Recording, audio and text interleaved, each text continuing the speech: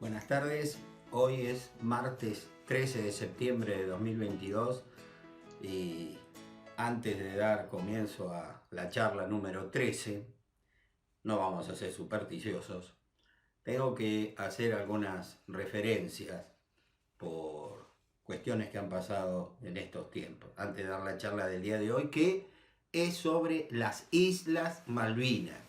Para muchos que me dicen, ¿cuándo hablamos de Malvinas? Estamos llegando. Todo tiene que ver con todo, recuerden eso. Primero, una noticia muy triste para mí. El 14 de agosto de este año falleció un querido amigo de Mendoza, Goyo Gorigoitía, a quien conocí en un encuentro sanmartiniano que se realizó en esa provincia y que desde ese momento tuvimos una gran empatía. Fue muy bueno, muy servicial conmigo. Y bueno, a través de los años nos escribimos, le mandé libros, en fin. Y ahora él era uno de las personas que me seguían en esta patriada, ¿no? En estas charlas. Me comunicó estos días pasados su hijo Pablo, y bueno, le manifesté mi sorpresa y mi dolor porque era una gran persona. Pero Pablo va a seguir recibiendo estas charlas porque él las compartía con su hijo también. Así que, de alguna manera, Goyo querido, yo te voy a seguir enviando esto del cual hablamos una vez largo y tendido sobre nuestras queridas y añoradas Islas Malvinas. En segundo lugar, una cosa un poco más grata, por supuesto, me he enterado por medio del presidente de la Asociación Cultural Sanmartiniana Cruz del Sur, de Río Gallegos, la provincia de Santa Cruz, a donde yo concurrí en 2 oportunidades, y allí pude enterarme, pude conocer lo que había hecho, la gesta de José Honorio Ortega, que sus padres, doña Sonia Lourdes Cárcamos de Ortega y José Bernardo Ortega, siguen estas charlas con gran cariño. Y bueno, yo les envío un cariñoso saludo y por supuesto que la del día de hoy especialmente se la dedico a ellos, porque hablamos de las Islas Malvinas. En otro aspecto que demuestra que hay cosas que parece que nunca cambian, les tengo que comentar que hace pocos días se realizó en la ciudad chilena de Punta Arenas un torneo, llamémoslo internacional, por decirlo de alguna manera, de hockey sobre hielo. Y donde vino a participar, no sé cómo le fue, tampoco me interesa, un equipo de hockey de nuestras Islas Malvinas.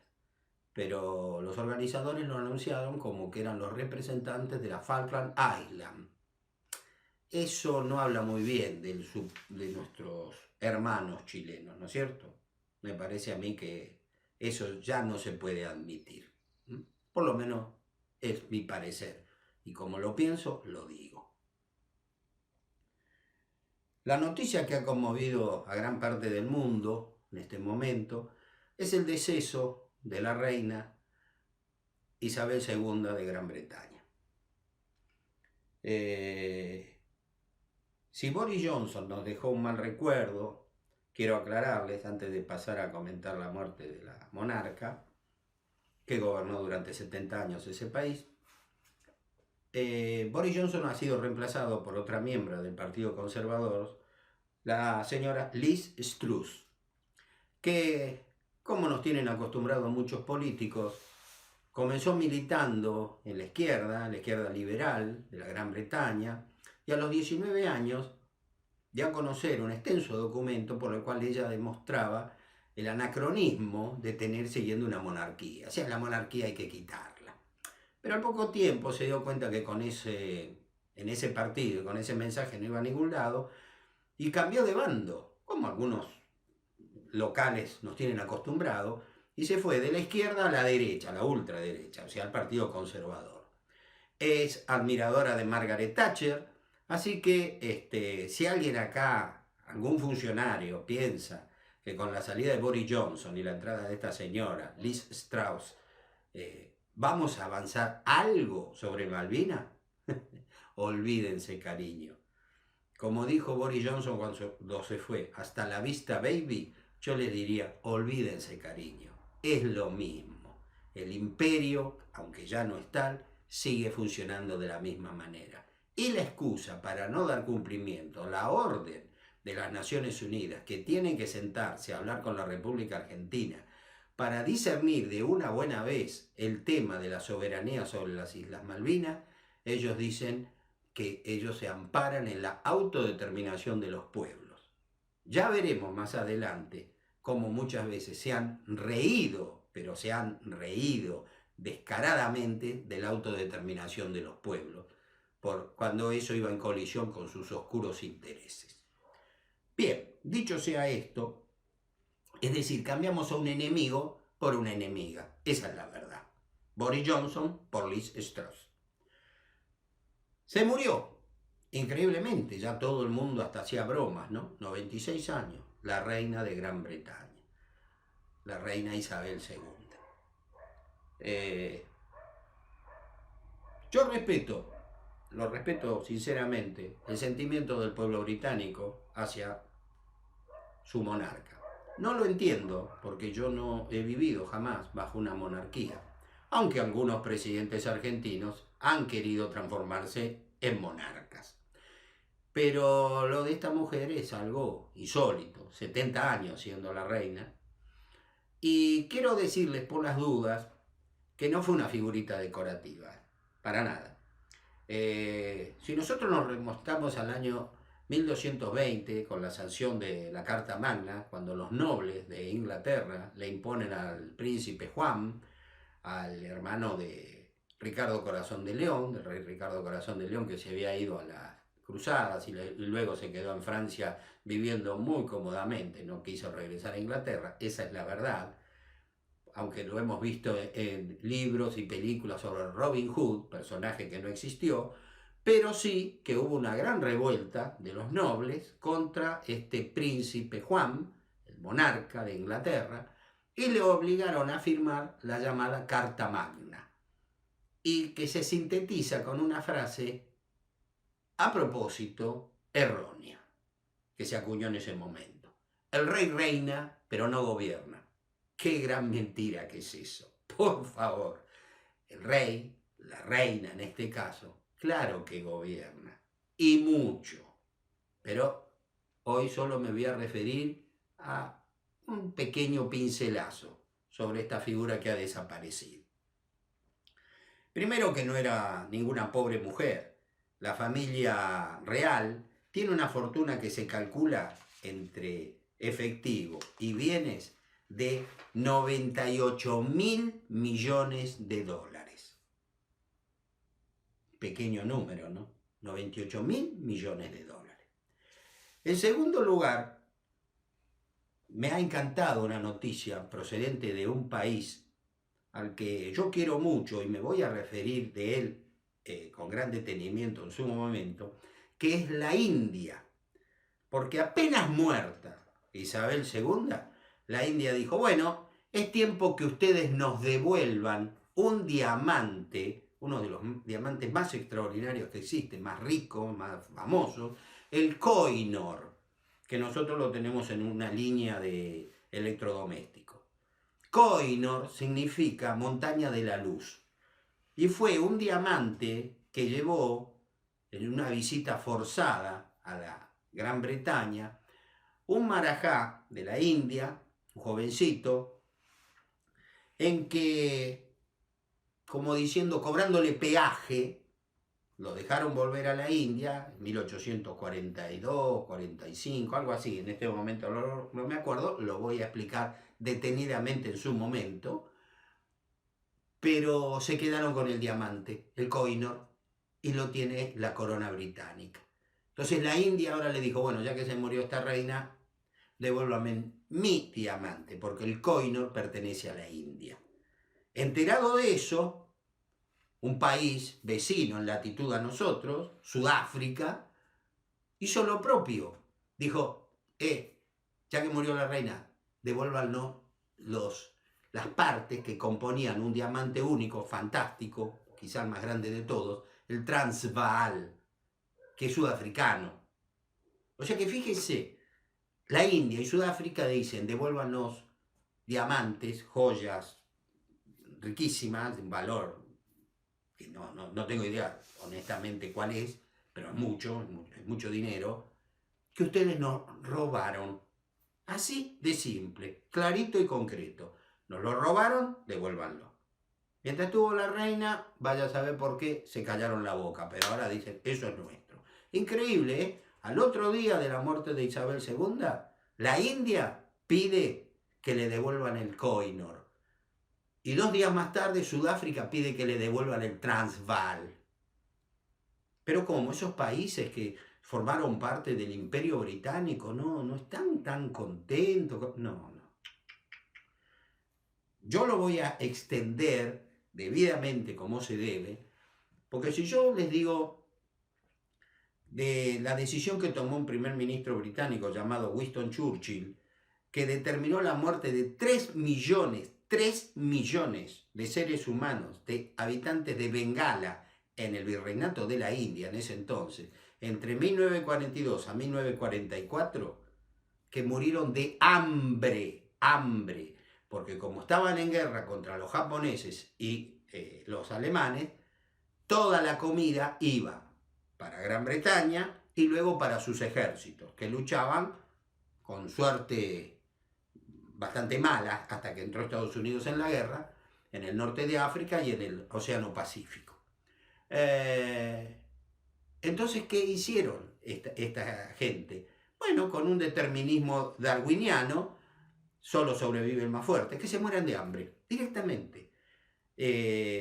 Adolfo Hitler, que fue una basura, un monstruo, un gran genocida, es recordado, lamentablemente, por el exterminio, porque fue eso, de los judíos de diversas nacionalidades. Empezó por los alemanes y después de todos los países que invadió Alemania. Y por eso es repudiada su memoria como debe ser. Sin embargo, Winston Churchill mató de hambre a la mitad de los judíos que mató Hitler. Pero de Winston Churchill nadie dice nada. Es más, se hacen películas, libros, se sacan el sombrero, Winston Churchill. Ya vamos a hablar de Winston Churchill en su momento. Yo solo les quería referir eso. La India no se olvidó del genocidio de Bengala, 1942-1944. Increíble que eso se haya tapado. Y la mayoría de la gente lo ignora. Cuando lleguemos a esa época, yo lo voy a decir con pelos y marcas. No me va a temblar el pulso, la voz para decirlo, porque es lo que corresponde. Y por otra parte, voy a hablar de algo que para mí es muy importante de esta monarca que ha fallecido. Cuando yo les dije que la Carta Magna se sintetizaba como que el rey reina pero no gobierna, y eso es una gran mentira, porque los reyes de Gran Bretaña han gobernado, no es broma, claro que gobiernan, ponen un fusible, el primer ministro, ¿no? Si yo le pregunto a cualquier argentino, recordando lo que aconteció en 1982, ¿quién era la mala de la película? La primer ministra, Margaret Thatcher. Por supuesto, se compra todos los boletos y bien comprados que estarían, porque fue una basura como persona, que con tal de salvar su pellejo prácticamente inventó una guerra, que ya nos vamos a referir a eso. Y ustedes creo que se van a sorprender con documentación que yo he obtenido a través de muchos años de investigación. No fuimos nosotros los que empezamos, fueron ellos. Pero en segundo lugar, no sé si ustedes saben, que el 12 de octubre de 1982 se organizó el desfile de la victoria obtenida en la Falkland Island, en las Islas Malvinas, y que fue presidida por la ministra Margaret Thatcher. No, por Isabel II de Gran Bretaña. Es decir, que si Margaret Thatcher fue la mala de la película, Isabel II fue la directora de la película. Es lo mismo, pero ellos tienen una gran habilidad. Los príncipes, los reyes, son unos angelitos. Y la verdad es que de angelitos no tienen nada. he recibido en estos días un cántico que hacían las hinchadas de fútbol de la República de Irlanda, la Irlanda libre, la católica, cuya capital es Dublín. ¿Qué gritaban las hinchadas? Lizzie, Isabelita, Lizzie está en el cajón, Lizzie está en el cajón. Ustedes dirán, pero qué falta de respeto, hay que tener un poco de... Antes de criticar a los irlandeses, ¿por qué no sabemos un poquitito qué hicieron los ingleses, los británicos en Irlanda? En sucesivas charlas yo se los voy a explicar. Y ustedes quizás comprendan ahí por qué ese sentimiento de rencor hacia la corona británica, en este caso en la figura de Isabel II. Vuelvo a repetir, respeto el sentimiento de pesar del pueblo británico, al cual yo no dirijo para nada esta charla, yo no tengo ningún encono con ellos, son un pueblo que, bien o mal, trata de sobrevivir a lo que le toca. Pero no me digan que derrame una lágrima por esta mujer, que en definitiva tanto daño nos hizo, porque la guerra del 82, haciendo así, ella la hubiera podido evitar. No solo fue la Thatcher la mala de la película, acuérdense de esto. Isabel II tiene gran responsabilidad. Por eso, honestamente, tengo que decir que estoy asombrado de la repercusión que ha tenido en varios medios de comunicación social, radios y o canales de televisión, toda la parafernalia de los detalles, de cómo es esto, que ahora asume el rey, que no va a ser rey, que es Carlos III, que después, que esto y que el otro, que el sepelio va a ser en tal fecha, que él lo va a coronar. Sinceramente, yo pregunto, ¿algún medio de comunicación social concurrió al velatorio de un veterano de la Guerra de Malvinas, un veterano argentino? Me parece que no. Y por eso creo que tenemos que dejar, algunos al menos, abandonar esa obsecuencia hacia el enemigo. Porque honestamente para mí no es otra cosa. Disculpen, es mi parecer, no creo estar equivocado. ¿Murió la reina de Gran Bretaña? Muy bien, yo no derramé una lágrima. Y pienso que todos los argentinos de bien me están imitando, o piensan como yo, no me imitan, piensan como yo. Fue nuestra enemiga. Que en paz descanse. Como católico, no le voy a desear el mal, ultra mortis, digamos, ¿no? Pero tampoco yo no voy a ser hipócrita. Ella pudo haber evitado la guerra, ella pudo haber devuelto el Koh-i-Noor a la India, ella podría haber devuelto el diamante Transvaal a Sudáfrica. No se amasan 98.000 millones de dólares juntando margaritas en los campos, ¿no es cierto? Bueno, con esta larga introducción, hoy me voy a referir a las Islas Malvinas, que es el meollo de la cuestión, el porqué de estas charlas. Estas islas que, muy cercanas al continente americano, son americanas por supuesto, al continente patagónico, a la parte de nuestra Patagonia, no fue usurpada en 1833 y reusurpada en 1982, por acción de Margaret Thatcher e Isabel II de Gran Bretaña. Yo les expliqué en las primeras charlas que ellos, los británicos, dicen que fueron capitanes ingleses los que descubrieron las Malvinas. Yo les demostré que por lo menos dos capitanes al servicio de Castilla, al servicio de España, pueden ser los verdaderos descubridores. Yo me inclino particularmente por el primero, en 1501, Americo Vespucio, que era italiano de nacimiento, pero al servicio de Castilla. Este hombre describe, cuando va navegando en una gran expedición portuguesa, en ese entonces, que llega más o menos al puerto de San Julián, y después, al irse para el lado de lo que hoy es el Cabo de Buena Esperanza de Sudáfrica, se topan con unas islas. Cuando él lo da a conocer, recuerden que se armó un escándalo, porque los españoles se dieron cuenta que los portugueses se habían metido en su territorio. Entonces, bueno, le obligaron a desdecirse a Vespucio, y este ofendido pasó a servir a España. E inmediatamente le dijo, sí, llegamos a tal latitud, hay tierra, y cuando nos fuimos para el este, nos topamos con unas islas llenas de patos, de gaviotas, bla, bla, bla. No vimos seres humanos, bueno, las Islas Malvinas.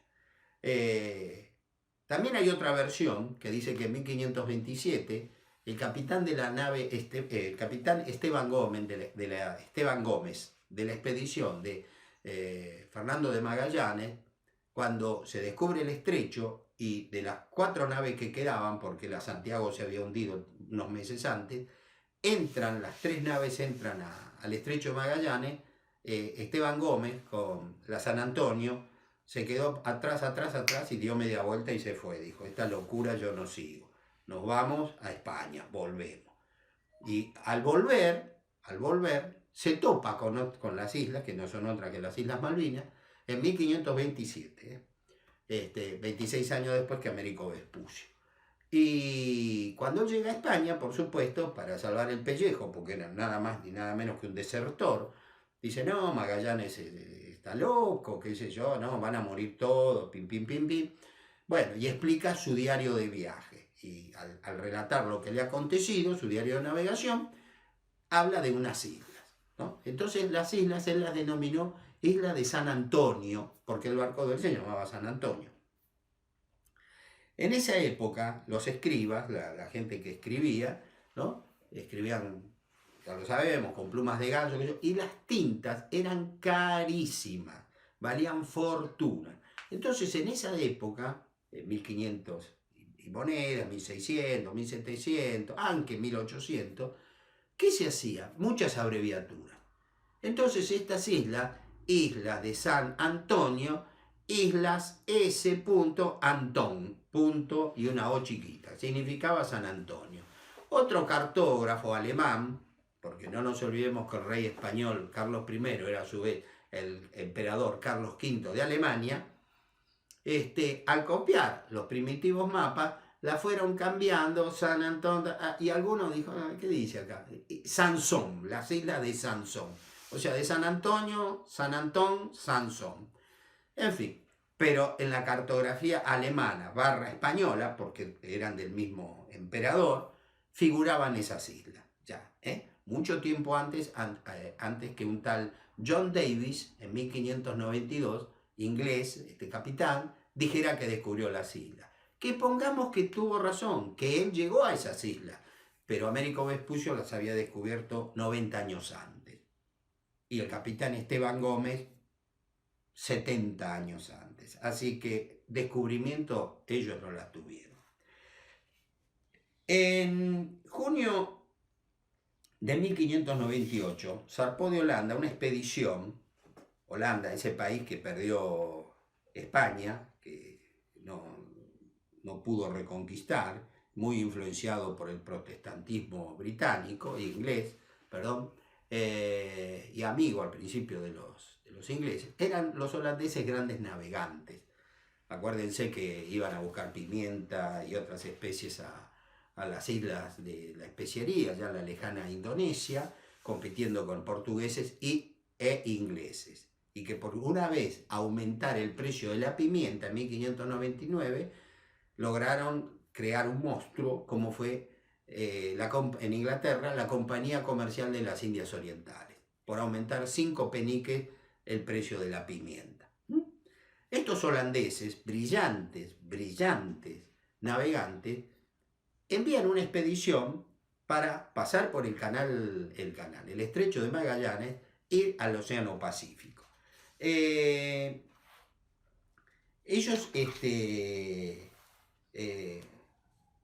su objetivo era un accionar pirata.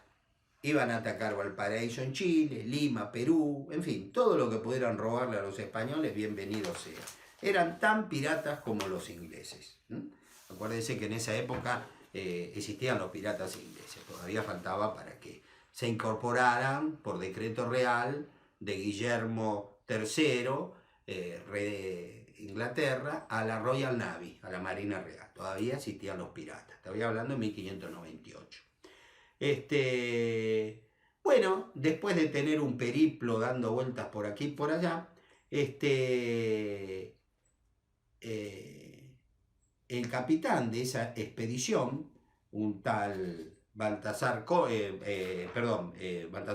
es su hermano, Jacques Mau, en el sur de Chile, viendo unos bosques de maderas muy, muy buenas, y bajó con una pequeña, en un bote, con unos pocos hombres, a ver verdaderamente de qué árboles si eran que ellos los conocían o árboles americanos, y con tal descuido que fueron atacados por los habitantes del lugar, que no eran otros que los indios araucanos, a los cuales en su momento también me voy a referir, porque fueron una herramienta del imperialismo británico contra nuestra patria.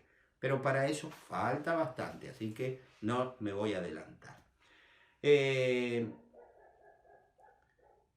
Toma el mando ante la muerte de su hermano, el capitán Baltasar Cordes, y viendo que en América del Sur no iban a poder hacer nada prácticamente, enfila, pone proa hacia las Islas Molucas, a las islas de la especiería. ¿Para qué? Para obtener pimienta, nuez moscada y las otras especies que ahí se conseguían, y como quien dice, pagar el costo de esa expedición piratesca que salió mal. Ahora se trocaron en hábiles comerciantes, ¿no? Que fueron a buscar especias. Uno de sus capitanes, de una de sus naves, el Gilof, se llamaba Cebaldo de Guert.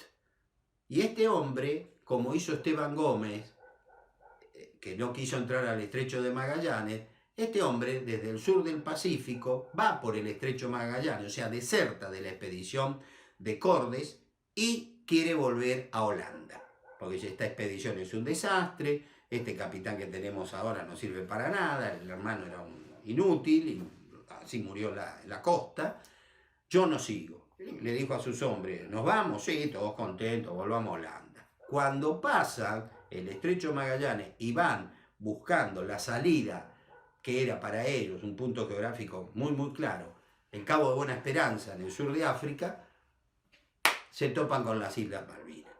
Descubren ellos, los holandeses, ¿no es cierto?, en 1600, en enero de 1600, unas islas que no son otras que las Malvinas, y prácticamente ellos las descubren casi 100 años después que Américo Vespucio. Entonces, ¿qué pasa? Toman en su carta de navegación, a tal latitud y longitud, o tal día, qué sé yo, descubrimos unas islas. Y como su apellido era, su nombre era Sebald, él modestamente las llamó Sebaldinas, o sea, como las islas de Sebaldo. Fenómeno. Ahí tenemos una llegada comprobada de holandeses a las Islas Malvinas. Pasan 90 años, y un inglés, estoy leyendo acá, John Strong, ¿no?, visita las Islas Malvinas, cruza el canal que divide a la isla Gran Malvina de la otra isla, y él lo denomina el canal de Falkland Sound, ¿no es cierto?, en memoria de su protector, que no era otro que un tal Lord Falkland. A partir de ese momento aparece en la cartografía inglesa todavía, luego británica, el nombre de Falkland Sound y luego Falkland Island, o sea, las Islas Falkland. ¿Por qué? Por un inglés muy adinerado que había beneficiado a este capital Strong para que hiciera sus viajes, sus correrías, que no me extrañaría que estuvieran dentro de todo el organigrama. Si tenés oportunidad de piratear, hacelo, porque el negocio es el negocio. Los franceses van a llegar poco tiempo después, en 1701, el capitán Jacques-Guin Bejanet, al mando de una flotilla, ya llega a las Islas Malvinas, las registra perfectamente, qué sé yo, y ya que todos querían dejar su huella, a una isla del archipiélago malvinera, él la llama Bejaun, es decir, la descubrí yo, lleva mi nombre, punto. En 1711, otro capitán inglés, Brighton, con la nave Encarnación, navega hacia esas islas, hace cartografías y sigue para el Pacífico. Los franceses también van a hacer otras visitas. Son islas que la importancia que tienen es que están a la salida y o entrada, según se vea, del Estrecho de Magallanes. Entonces más de uno piensa, acá habría que tener ganado, como hacían, ¿se acuerdan los ingleses en Oceanía? Tendríamos que tener, para cuando lleguen los barcos a esas islas deshabitadas, encontrarán semovientes, es decir, vacas, ovejas, cabras, para cazarlas y tener alimento fresco. Volvemos ahora a 1714, la paz de Utrecht, este tema es conocido, lo hemos citado, por el cual finaliza la Guerra de la Sucesión Española. Y los ingleses, temerosos de que por estas correrías de los franceses, que se han lanzado al alta mar, ¿no?, como lo hacen ellos desde hace mucho tiempo antes, pudieran, por medio del nuevo rey español, Felipe V, que es un Felipe Borbón, que era francés de nacimiento, establecen que ellos consideran que los franceses podrían torcerle el brazo a este monarca títere del rey Luis XIV, que era él era sobrino nieto de Luis XIV, Felipe V. Sé que los estoy enloqueciendo, pero el tema es así. Entonces, en Utrecht, los ingleses hacen que España firme y reconozca que cuidaría los antiguos tratados y las leyes fundamentales españolas tocante a las Indias, por las cuales está absolutamente prohibida la entrada y el comercio en ellas a todas las naciones. Es decir, los ingleses, para defender el imperio español, ¿no?, les recuerdan a los españoles que ellos no pueden tener trato con ninguna nación en ninguna posesión. Las Islas Malvinas integraban esa prohibición tajante, pero también era tajante para ellos, porque es ninguna nación. Pero como ellos son otra cosa, parece que extraterrestres, eso se aplicaría a Francia, no a ellos, por supuesto, no, a nosotros no. Entonces, en el artículo 14 del Tratado de Utrecht, firmado en 1714 en esa ciudad holandesa, con España, se convino en promulgar desde luego las más severas prohibiciones y debajo de las más rigurosas penas a todos sus súbditos, a fin que ningún navío de la nación inglesa se atreva a pasar a la mar del sur. Ellos ahí dicen que ninguna nave de su país va a pasar. En fin, permítanme una sonrisa. Pero ellos se comprometieron en Utrecht. No, ninguna de nuestras naves va a ir por esas latitudes. Pero nosotros, los franceses tampoco, Esa era la jugada. Por supuesto que todavía estaba fresca la tinta de Utrecht, de lo firmado en Utrecht, y las naves inglesas andaban con sus correrías por el sur. Entonces, y tampoco España se la obliga, puede ceder parte alguna de su imperio, de su territorio, a algún otro país. Porque ellos pensaban que Francia podía llegar a comprarle parte de alguna porción de territorio, ¿no es cierto? Entonces eso a España le estaba prohibido. O sea, ellos le dictaron a España lo que tenían que hacer con su territorio. Es lo mismo que yo me meta en la casa de cualquiera de ustedes y les diga lo que tienen que hacer con su casa o su departamento, cómo hay que pintarlo, no, lo tenés que vender, comprate otro, en fin, esa locura lograron imponerle en Utrecht los ingleses a un débil rey, Felipe V, cuyo tiro de elevación de todas estas prohibiciones era Francia. Bueno, pasamos a un gran salto. En 1714 nos vamos a 1763, año en que, como sabemos, lo hemos visto en la última charla, terminó la Guerra de los 7 años. Perfecto. Al terminar de la Guerra de los 7 años, Francia perdió su imperio. Perdió el Canadá, perdió la India, solo le queda Luisiana, que en ese momento era un gigantesco criadero de mosquitos, porque no era otra cosa, eran terrenos bajos, pantanosos, y Francia quedó muy débil por la derrota de la Guerra de los 7 años. Entonces hubo un médico francés que fue uno de los primeros que creó una teoría económica. Era el doctor Jean-François Quesnay. Quesnay va a crear, sin proponérselo, una escuela económica que se llamó la fisiocracia, el gobierno de la naturaleza. ¿Y en qué se basaba esto? En que se tiene que dejar a la población en paz para que la población produzca y fundamentalmente produzca ¿qué cosa? Una gran agricultura, que es en que se basa la mayor parte de la comida de los franceses de ese momento. Agricultura y luego, por supuesto, un poco de ganadería. Entonces, ¿qué tiene que hacer la corona francesa, el rey de Francia? No molestar a la gente que quiere producir, y si lo dejan libre va a producir muchísimo. Fíjense que esto lo crea Quesnay en 1763 y su vigencia y su actualidad impresionante.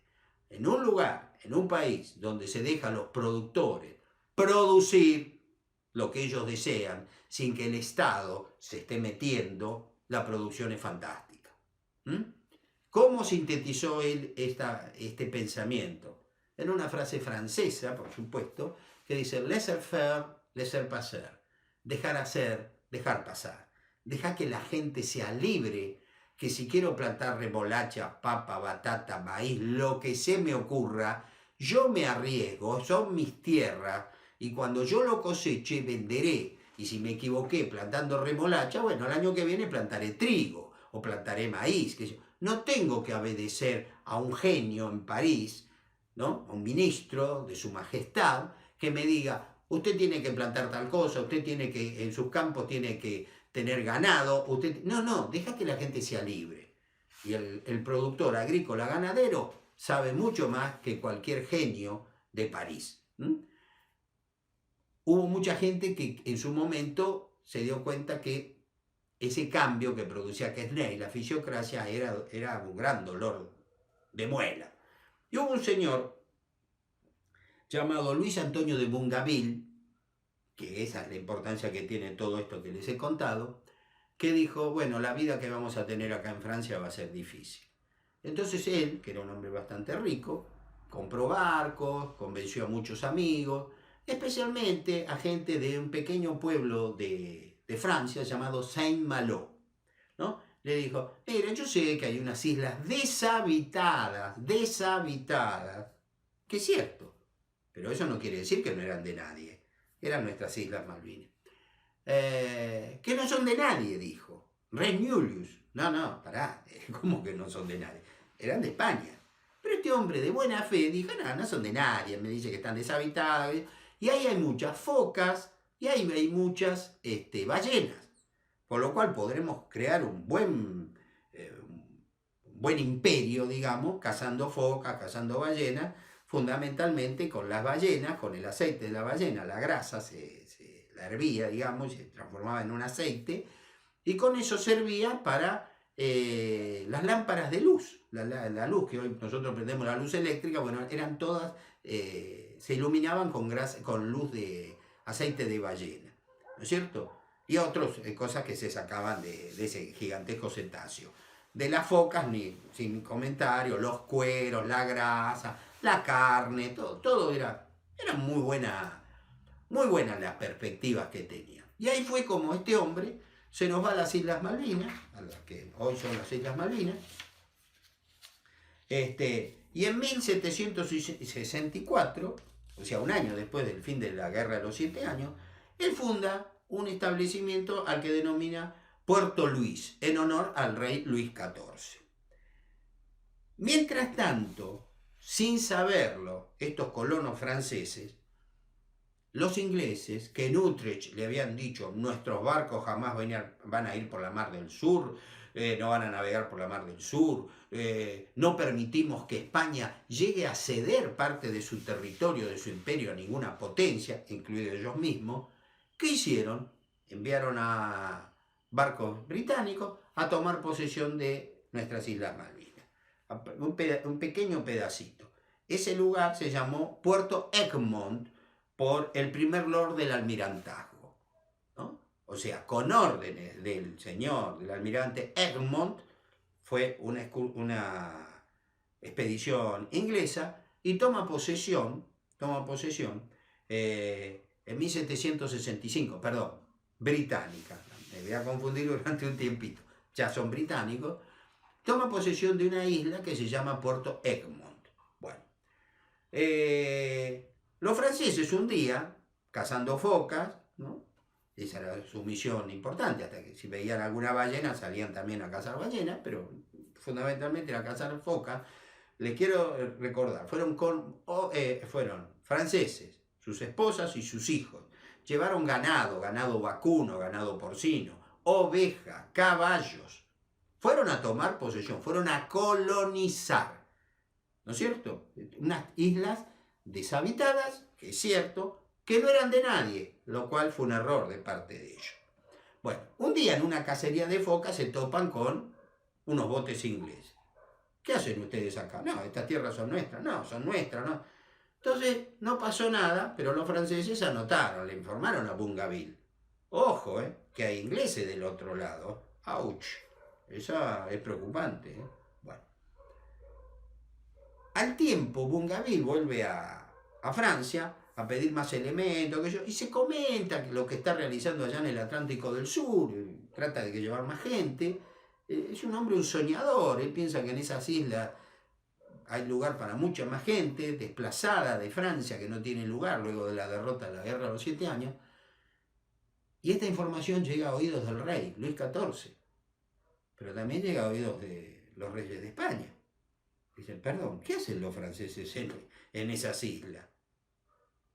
Y Luis XIV llama a todos sus asesores y, bueno, ven las islas y dicen, ah, no, estas islas son españolas.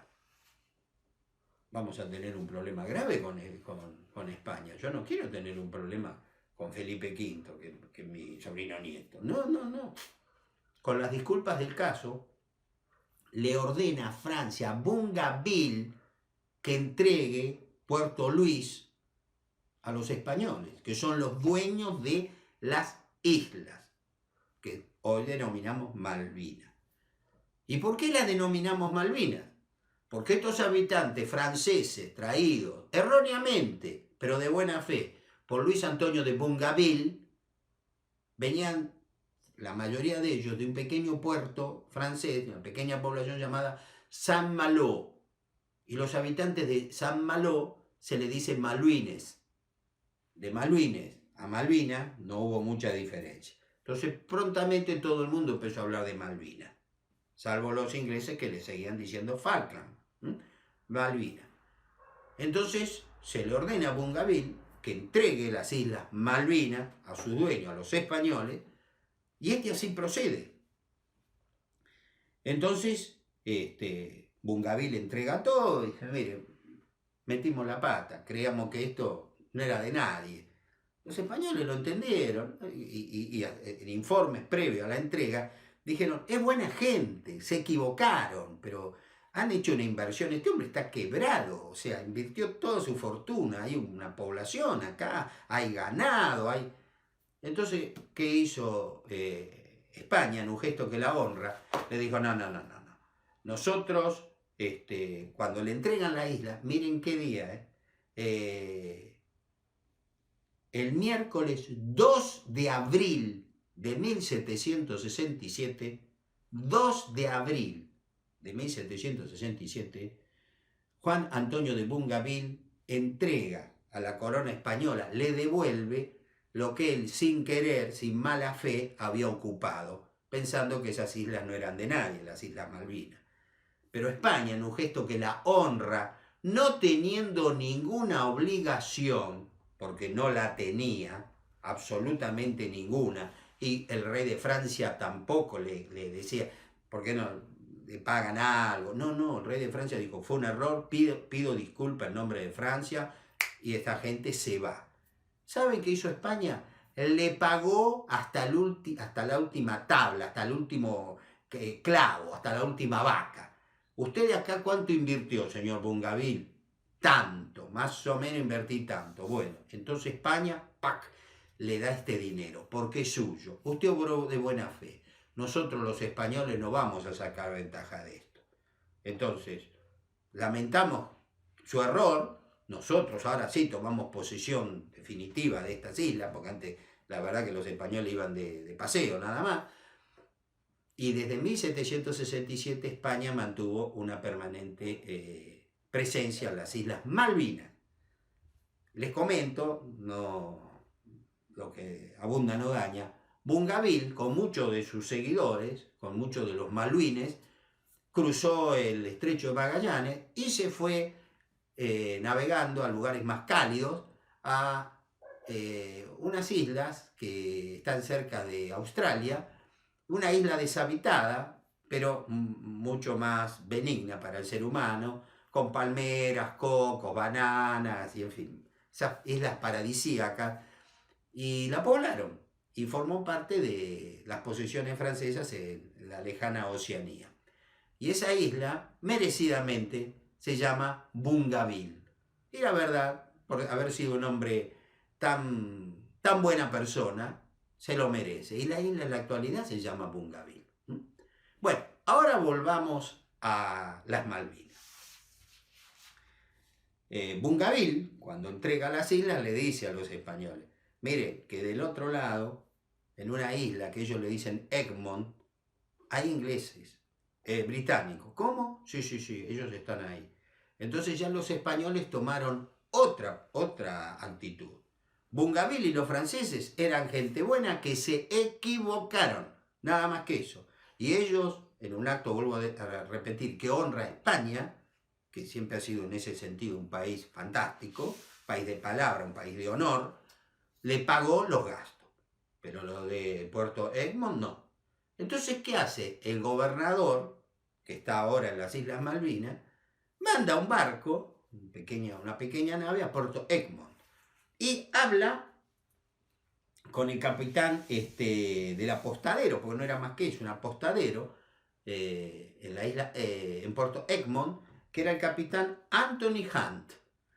Y le dice, mire, caballero, estas islas son españolas, los franceses se acaban de ir reconociendo nuestro derecho, así que si ustedes llegaron acá por un peligro de naufragio o algo, no hay ningún problema, nosotros los ayudamos a reparar las naves, pero de acá se van. Y Hunt no le respondió, sí, nos vamos. Le dijo, estas islas pertenecen a su majestad británica, mi amo. Por derecho de descubrimiento, que ya hemos visto no es cierto, porque en el mejor de los casos, ellos la descubrieron, entre comillas, 90 años después que Américo Vespucio y 70 años después que Esteban Gómez. Eso ya lo hemos explicado un ratito antes. Pero dijo Hunt, estas islas pertenecen a su majestad británica, mi amo, por derecho de descubrimiento, así como por la ocupación. Dos mentiras. No la descubrieron y no fueron los primeros en ocuparla. Los primeros en ocuparla fueron los franceses, los maluines, que vinieron con Luis Antonio de Bungaville. Entonces le dijo, yo de acá no me muevo, y tengan mucho cuidado con lo que van a hacer. Claro, los españoles vuelven a Puerto Luis, dicen, sí, están los ingleses, los británicos, en un lugar llamado Puerto Egmont, es un pequeño apostadero, ¿qué hacemos, qué no hacemos? Bueno, se informa al gobierno de Buenos Aires, en el lugar más cercano, de una autoridad española. El gobernador Francisco de Paulo Bucareli, primero, por supuesto, informa a España de lo que ha ocurrido, y de ahí se manda naves que recalan en el puerto de aguas profundas de Montevideo. Para no extenderme, yo acá en el primer tomo lo detallo perfectamente, pero es una ida y vuelta de fecha, de dimes y diretes, que en una conversación, en una de estas charlas, va a llevar más que nada a confusión. haciéndola la cosa más sintética, voy a decir que se le dice de buena fe a Bucareli, bueno, vaya, trate de convencerle a esta gente. Fueron, era hablar, creo que hablar con una pared o hablar con una roca le hubiera dado más resultado. Las islas son británicas porque las descubrimos y porque fuimos los primeros en ocuparlas. Dos gravísimas mentiras. Y de ahí los tipos no salían. Entonces al final Bucareli ordena a el capitán Juan Ignacio de Madariaga en 1770 que vaya a las Islas Malvinas y los desaloje. Les pida que se vayan por la buena y si no, por la fuerza. Y así ocurrió. Yo acá les voy a mostrar un mapa que es de 1770, es uno de los primeros mapas que hay más o menos sobre las Islas Malvinas, que este mapa tiene una historia de un hecho de buena vecindad de Brasil. En el año 2013, en un remate, el gobierno brasileño compró muchos documentos históricos de España, que estaban, vaya a saber cómo, en remate en Europa, y estaba una de estas, estaba este mapa de las Islas Malvinas. Y en un gesto de buena vecindad, de amistad, eso hay que reconocerlo, en el 2013 el gobierno de Brasil lo envió a nuestro gobierno y hoy se encuentra en la Biblioteca Nacional. Es una prueba más de un mapa muy, hoy diríamos, confeccionado bastante mal, bastante regular, pero bueno, es un mapa sobre nuestras Islas Malvinas.